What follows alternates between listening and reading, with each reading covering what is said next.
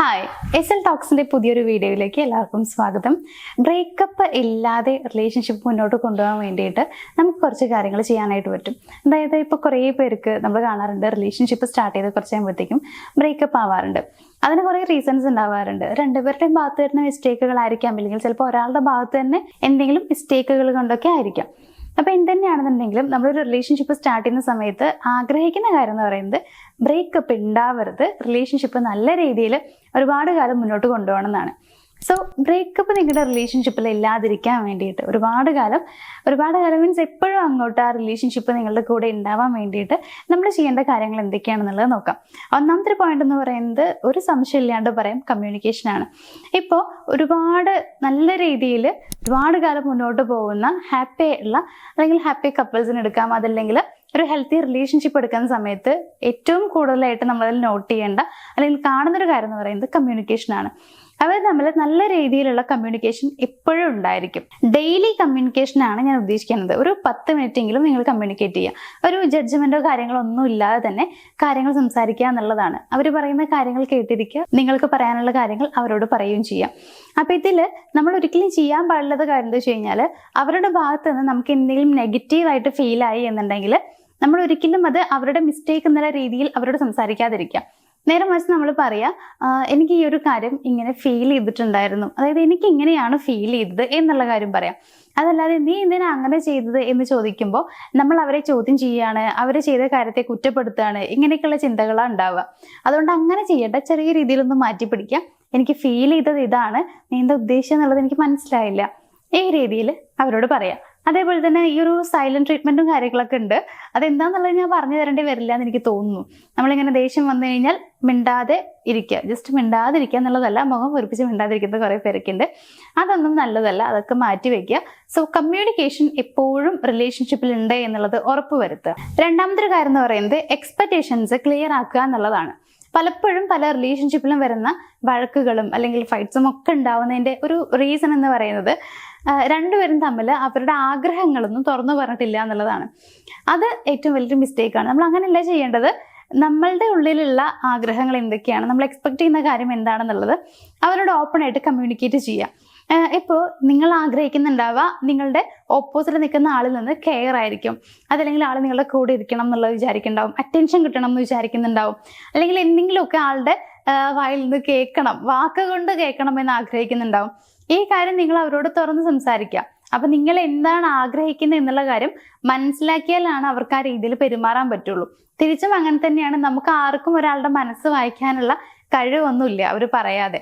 അതുകൊണ്ട് തന്നെ തിരിച്ച് നമ്മൾ അങ്ങനെ ചെയ്യുക. നമ്മുടെ മനസ്സ് വായിക്കാൻ അവർക്ക് കഴിയില്ല. സോ നമ്മൾ പറഞ്ഞറിയിക്കുക തന്നെ വേണം. അതുകൊണ്ട് നിങ്ങളുടെ ഉള്ളിലുള്ള ആഗ്രഹങ്ങൾ, റിലേഷൻഷിപ്പിൽ നിങ്ങൾ ആഗ്രഹിക്കുന്ന കാര്യങ്ങൾ എന്തൊക്കെയാണ്, ഈ റിലേഷൻഷിപ്പിനെ കുറിച്ച് നിങ്ങൾക്കുള്ള എക്സ്പെക്ടേഷൻസ് എന്തൊക്കെയാണ്, ഈ കാര്യങ്ങളൊക്കെ നിങ്ങൾ ഷെയർ ചെയ്യാം. ഇപ്പൊ നിങ്ങൾ പ്രണയിക്കുമ്പോൾ ലൈഫ് ലോങ് എന്നുള്ള രീതിയിലാണല്ലോ പ്രണയിക്കുന്നുണ്ടാവുക, അതായത് മാരേജ് എന്നുള്ള രീതിയിലേക്ക് നിങ്ങൾ ചിന്തിക്കുന്നുണ്ടാവും. അപ്പൊ അങ്ങനെയൊക്കെ ആവുമ്പോൾ എല്ലാത്തിലും നിങ്ങളുടെ എക്സ്പെക്ടേഷൻസ് എന്തൊക്കെയാണെന്നുള്ളത് അങ്ങോട്ടും ഇങ്ങോട്ടും ഷെയർ ചെയ്യുക. അങ്ങനെ വരുമ്പോഴും പരസ്പരം നിങ്ങൾക്ക് കൂടുതൽ മനസ്സിലാക്കാൻ പറ്റും. ഇപ്പൊ നിങ്ങളുടെ പാർട്ണർ ആഗ്രഹിക്കുന്ന രീതിയിൽ നിങ്ങൾക്ക് പെരുമാറാൻ പറ്റും. സോ അവിടെ ഫൈറ്റ്സ് ഒഴിവാക്കാനും പറ്റും. മൂന്നാമത്തെ ഒരു കാര്യം എന്ന് പറയുന്നത് റെസ്പെക്റ്റ് ആണ്.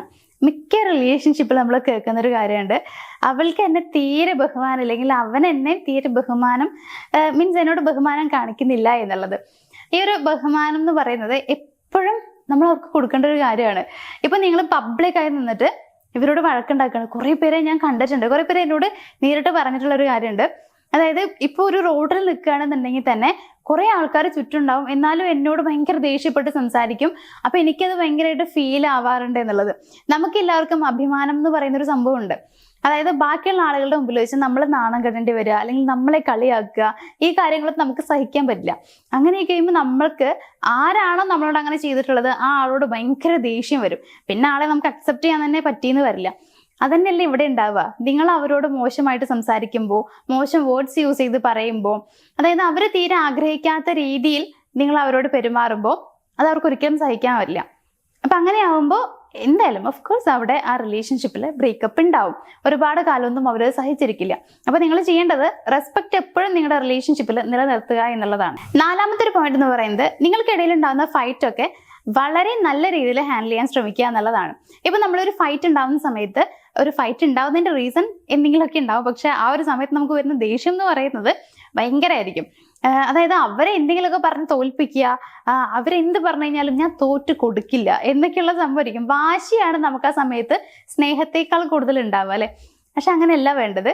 നിങ്ങൾ തമ്മിൽ അങ്ങോട്ടും ഇങ്ങോട്ടും ഫൈറ്റ് ഉണ്ടാവുക എന്നൊക്കെ പറയുന്നത് ഒട്ടുമിക്ക റിലേഷൻഷിപ്പിൽ ഉണ്ടാവാനുണ്ട്. അതായത് തർക്കം, ചെറിയ ചെറിയ വഴക്കുകളൊക്കെ എല്ലാ റിലേഷൻഷിപ്പിലും ഉണ്ടാവും. അതൊക്കെ സ്വാഭാവികമാണ്. അത് നമുക്ക് അങ്ങനെ ഉണ്ടാവാതെ ഇരിക്കണം, അങ്ങനെയുള്ളത് നല്ല റിലേഷൻഷിപ്പ് അല്ല എന്നൊന്നും ഒരിക്കലും പറയാൻ പറ്റില്ല.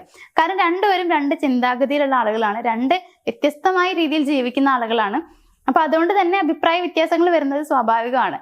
പക്ഷെ ഇവിടെ എന്താ ചെയ്യേണ്ടത് വെച്ച് കഴിഞ്ഞാല്, അഭിപ്രായ വ്യത്യാസങ്ങൾ വരുമ്പോൾ അല്ലെങ്കിൽ ചെറിയൊരു തർക്കം ഉണ്ടാവുന്ന സമയത്ത് അവരെ ഹേർട്ട് ചെയ്ത് സംസാരിക്കാതിരിക്കുക എന്നുള്ളതാണ്. പലപ്പോഴും നമ്മൾ ചെയ്യുന്ന ഒരു മിസ്റ്റേക്ക് എന്താണെന്നറിയോ, ഒരു പ്രണയത്തിലാവുന്ന സമയത്ത് നമ്മൾ അവരുടെ ഭൂതകാലം മുഴുവൻ ചകഞ്ഞിട്ടുണ്ടാവും.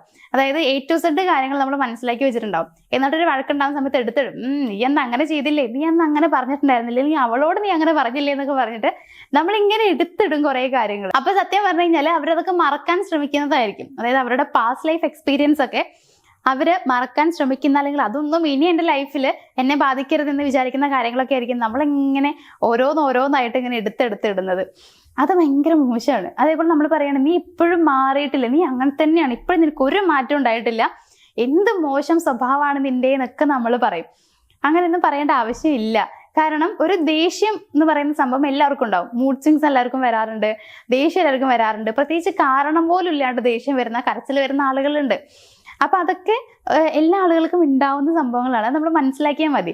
ദേഷ്യം വരിക എന്ന് പറയുമ്പോൾ ദേഷ്യം വരുന്ന സമയത്ത് അവർ ചിന്തിക്കുന്നത് ചിലപ്പോൾ നമ്മളെക്കുറിച്ച് മോശമായിട്ടായിരിക്കാം. അതായത് അവർ ചിലപ്പോൾ നമ്മൾ എങ്ങനെയാണോ പ്രതികരിക്കുന്നത് ആ രീതിയിൽ തന്നെ ആയിരിക്കും അവരും ചിലപ്പോൾ ചിന്തിക്കുന്നുണ്ടാവുക.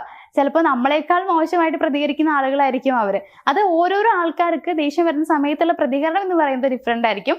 നമ്മൾ മനസ്സിലാക്കേണ്ടത് മറ്റുള്ളവരുടെ ഇമോഷൻ എന്ന് പറയുന്നത് നമ്മളെ പോലെ തന്നെ ദേഷ്യം വരുന്ന ഒരു സംഭവം തന്നെയാണ് അവര് എന്നുള്ളത് നമ്മൾ മനസ്സിലാക്കിയാൽ മതി. അപ്പൊ ഫൈറ്റ് ഉണ്ടാവുന്ന സമയത്ത് എന്താ ചെയ്യേണ്ടത് വെച്ച് കഴിഞ്ഞാല്, ഇപ്പൊ നിങ്ങൾ അങ്ങോട്ടും ഇങ്ങോട്ടും കുറെ കാര്യങ്ങൾ പറഞ്ഞ് ഇങ്ങനെ തർക്കിക്കുന്നൊക്കെ ഉണ്ടാവും. പക്ഷേ നിങ്ങളൊരു ബ്രേക്ക് എടുക്കുക. ജസ്റ്റ് ഒരു 5 മിനിറ്റ് 10 മിനിറ്റ് മിണ്ടാതിരിക്കുക. ഇനിയിപ്പോ അവരുടെ വായിൽ തൊന്തൊക്കെ വിളിച്ച് പറഞ്ഞോട്ടെ, അവരുടെ ഉള്ളിലുള്ള ഒക്കെ പറഞ്ഞിരുന്നോട്ടെ, പക്ഷെ നിങ്ങളൊരു 5-10 മിനിറ്റ് മിണ്ടാതിരിക്കുക. അങ്ങനെ മിണ്ടാതിരുന്നിട്ട് ഒരു ബ്രേക്ക് എടുത്ത് കഴിഞ്ഞിട്ട് പിന്നെ നിങ്ങൾ എന്താ പറയാനുള്ള വെച്ച് കഴിഞ്ഞാൽ പറയാം. അപ്പൊ നിങ്ങൾ ഈ ഒരു 5-10 മിനിറ്റ് മിണ്ടാതിരിക്കുമ്പോഴത്തേക്കും അവര് മിണ്ടാതിരുന്നിട്ടുണ്ടാവും. കാരണം അവര് പറയുമ്പോൾ നിങ്ങളൊന്നും മൈൻഡ് ചെയ്യുന്നില്ല, നിങ്ങൾ തിരിച്ചൊന്നും പറയുന്നില്ല. സോ അവർക്ക് ബോറടിക്കും, അവര് മിണ്ടാതിരിക്കും. അപ്പൊ എന്നിട്ട് ഒരു 10 മിനിറ്റ് കഴിഞ്ഞിട്ട് നിങ്ങൾ എന്താ പറയാനുള്ള വെച്ച് കഴിഞ്ഞാൽ പറയാം. അപ്പൊ എന്താ ഉണ്ടാവുക വെച്ച് കഴിഞ്ഞാല്, ഇപ്പൊ നിങ്ങൾ ആ ഒരു വഴക്ക് ഉണ്ടാവുന്ന സമയത്ത് അവരെന്തെങ്കിലും പറയുമ്പോൾ നിങ്ങൾ പ്രതികരിച്ചിരുന്നെങ്കിൽ അപ്പൊ ഉണ്ടാവാൻ സാധ്യതയുള്ള ആഘാതം അതിനേക്കാൾ കുറവായിരിക്കും ഈ ഒരു ബ്രേക്ക് എടുത്ത് കഴിഞ്ഞിട്ട് നിങ്ങൾ സംസാരിക്കുമ്പോൾ. കാരണം അപ്പോഴുള്ള ദേഷ്യം ഒന്ന് കുറഞ്ഞിട്ടുണ്ടായിരിക്കും, വാശിയും ഒക്കെ കുറഞ്ഞിട്ടുണ്ടാവും, രണ്ടുപേരും ചിന്തിക്കാൻ തുടങ്ങും. എന്നിട്ട് നിങ്ങൾ സംസാരിക്കുമ്പോൾ ദേഷ്യം കുറവായിരിക്കും. സോ അതുകൊണ്ട് തന്നെ നിങ്ങൾ എന്തെങ്കിലും പറയുമ്പോൾ അവർ പ്രതികരിക്കുന്നത് കുറയും. അതേപോലെ നിങ്ങൾക്കുള്ള ദേഷ്യം കുറയും. അപ്പൊ നിങ്ങൾക്ക് ആ പ്രശ്നം ഈസി ആയിട്ട് ഹാൻഡിൽ ചെയ്യാൻ പറ്റും.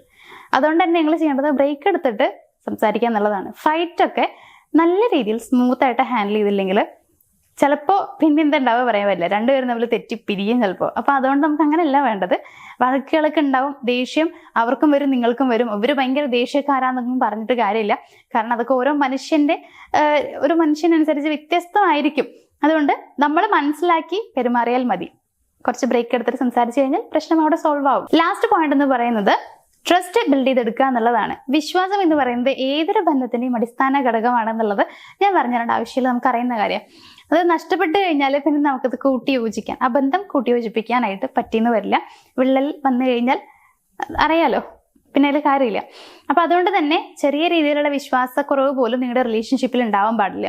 എന്തെങ്കിലും ഉണ്ടെങ്കിൽ പറഞ്ഞ് സോൾവ് ചെയ്യാൻ ശ്രമിക്കുക, കള്ളം പറയാതിരിക്കുക. ഇപ്പൊ നിങ്ങൾ എവിടെ പോയി കഴിഞ്ഞാലും അതിന്റെ ഫോട്ടോ എടുത്ത് അയച്ചു കൊടുക്കണം അങ്ങനെയൊന്നും ഇല്ല.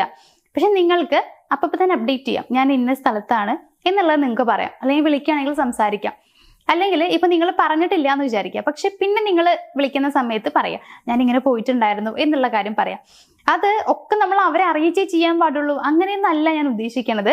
പക്ഷെ ഭാവിയിൽ ചെറിയ രീതിയിൽ പോലും നമുക്കെതിരെ ഒരു സംശയമോ ഒന്നും അവർക്ക് വരാതിരിക്കാൻ വേണ്ടിയിട്ടാണ് ക്ലിയർ ആയിട്ട് കാര്യങ്ങൾ ചെയ്യണം എന്ന് പറയുന്നത്. ഒരു ബന്ധം നന്നായിട്ട് മുന്നോട്ട് കൊണ്ടുപോകണമെങ്കിൽ നമുക്ക് ശ്രദ്ധിക്കേണ്ട കുറേ കാര്യങ്ങളുണ്ട്. അപ്പൊ അതുകൊണ്ടാണ് പറഞ്ഞു തരുന്നത്, അങ്ങനെയൊക്കെ ചെയ്യാൻ ശ്രമിക്കാം. ഇതിന്റെ കൂട്ടത്തിൽ നമുക്ക് ചെയ്യാൻ പറ്റുന്ന കുറച്ച് കാര്യങ്ങൾ എന്തൊക്കെയാണെന്ന് അറിയോ? ഇപ്പോൾ അവരെന്തെങ്കിലുമൊക്കെ നല്ല കാര്യം ചെയ്യുന്നുണ്ടെങ്കിൽ നമ്മൾ നല്ല രീതിയിൽ അപ്രിഷ്യേറ്റ് ചെയ്യുക. ഈ ഒരു അപ്രിസിയേഷൻ എപ്പോഴും നല്ലതാണ്. സോ അതുകൊണ്ട് കുറച്ചൊക്കെ നമ്മൾ അവരെ അഭിനന്ദിക്കാൻ ശ്രമിക്കുക എന്നുള്ളതാണ്. അതേപോലെ നന്നായി മോട്ടിവേറ്റ് ചെയ്യുക. അവരെ ഇപ്പോൾ എന്തെങ്കിലുമൊക്കെ കാര്യം നല്ലത് ചെയ്യാൻ പോകുന്നുണ്ടെങ്കിൽ സപ്പോർട്ട് ചെയ്യുക. അങ്ങനെയൊക്കെ അവരുടെ ഒരു ബാക്ക് ബോൺ ആയിട്ട് മാറാൻ പറ്റുന്നുണ്ടെങ്കിൽ അങ്ങനെയൊക്കെ ചെയ്യുക.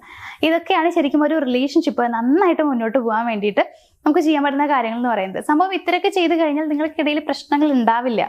സാധാരണ ഒരു ബന്ധത്തിൽ ഉണ്ടാവുന്ന പോലെ കുഞ്ഞു കുഞ്ഞി സൗന്ദര്യ പണക്കങ്ങളെ ഉണ്ടാവുള്ളൂ, ബാക്കിയൊന്നും ഉണ്ടാവില്ല. അപ്പം നിങ്ങൾക്ക് അടിപൊളിയായിട്ട് നിങ്ങളുടെ ലൈഫ് മുന്നോട്ട് കൊണ്ടുപോകാൻ പറ്റും. മറ്റേന്താന്ന് വെച്ച് കഴിഞ്ഞാൽ പരസ്പരം ഒന്നും ഷെയർ ചെയ്യുന്നില്ല. അപ്പം നമ്മൾ അവരെക്കുറിച്ച് ഇങ്ങനെ കുറേ നെഗറ്റീവായ കാര്യങ്ങൾ ചിന്തിച്ചുകൊണ്ടേ ഇരിക്കുകയാണ്. അപ്പം നമുക്ക് വിശ്വാസം കുറയും, സംശയം വരുന്നു, ഇനി അവരോട് സെറ്റ് ആവില്ല എന്ന് നമ്മൾ വിചാരിക്കുന്നു. അപ്പോൾ വഴക്കുണ്ടാവുന്ന സമയത്ത് പൊട്ടിത്തെറി ഉണ്ടാവുന്നു. അങ്ങനെയൊക്കെയാണ് മിക്ക റിലേഷൻഷിപ്പും ഇല്ലാണ്ടാവുന്നത്, മീൻസ് ബ്രേക്കപ്പ് ആവുന്നത്. അപ്പം അതൊക്കെ ഇല്ലാണ്ടിരിക്കാൻ വേണ്ടിയിട്ട് ഈ കാര്യങ്ങൾ നിങ്ങൾ ഫോളോ ചെയ്താൽ മതി. അപ്പോൾ ഇനിയിപ്പോൾ അഥവാ ബ്രേക്കപ്പിൻ്റെ വക്കിലാണ് നിങ്ങൾ നിൽക്കുന്നത് എന്നുണ്ടെങ്കിൽ എങ്ങനെയെങ്കിലുമൊക്കെ അവരെ തിരിച്ചു കൊണ്ടുവരണം. എനിക്ക് ബ്രേക്കപ്പ് വേണ്ട, എനിക്ക് ആളെ തന്നെ വേണം, ആൾ കുറച്ചുകൂടി സ്നേഹത്തോടെ എന്നോട് സംസാരിച്ചാൽ മതി, കുറച്ചൊക്കെ മാറ്റം വന്നാൽ മതി. ഇങ്ങനെയൊക്കെ നിങ്ങൾ ആഗ്രഹിക്കുന്നുണ്ടെങ്കിൽ, നിങ്ങളുടെ റിലേഷൻഷിപ്പിൽ അങ്ങനെ എന്തെങ്കിലുമൊക്കെ പ്രശ്നങ്ങൾ നിങ്ങൾ ഫേസ് ചെയ്യുന്നുണ്ടെങ്കിൽ, സൊല്യൂഷൻ ആവശ്യമാണ് നിങ്ങൾക്ക് തോന്നുന്നുണ്ടെങ്കിൽ സ്ക്രീനിൽ കാണുന്ന നമ്പറിലേക്ക് ഒന്ന് കോൺടാക്ട് ചെയ്താൽ മതി. അപ്പോൾ എന്തായാലും ഇന്നത്തെ ഒരു വീഡിയോ ഞാനോട് വൈൻഡപ്പ് ചെയ്യാണ്. നമുക്ക് മറ്റൊരു വീഡിയോയിൽ കാണാം. താങ്ക്